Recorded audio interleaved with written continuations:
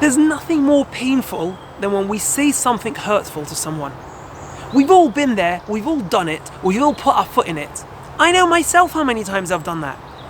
But the problem is, sometimes we need to communicate with people. We need to tell them nice and kind things about themselves. And we also sometimes need to show them where they're going wrong. The problem is, how can we do this without transgressing on what's called oinas devarim? Oinas devarim is when we tell people things in an unkind manner. Sometimes we need to tell them something. How can we tell people constructive things in a kind way? So I want to share with you a story that's one of my favorite stories from one of my most favorite people, Rabbi Dr. Abraham J. Twersky. What a legend. What a diamond. I could talk all day about him. He shared a story about when he was a child.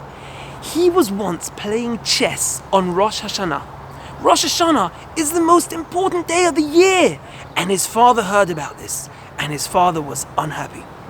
And he says he remembers being summoned to his father's study, and he was shaking and quaking in his boots, thinking, oh my gosh, what am I in for? And his father looked at him sternly and told him off for what he had done. And just before he left the room, his father called him back with a little twinkle in his eye, and he says, but did you win? And he said that transformed the whole interaction from something stern and unforgiving to a kind message he will never forget as long as he lived. Sometimes we need to tell people off. But there's two ways to tell people off. We think we're big, Mr. Macho, and we can tell them off because we're so more special. And sometimes we can understand that we just want to show them the light. We just want to show them the way. If we go about it the first way, we will transgress on oinas devarim, saying things that are unkind.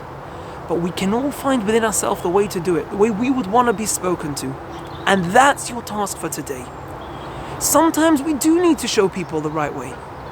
Do it like Rabbi Twersky's father. Do it in a way you would want to be spoken to.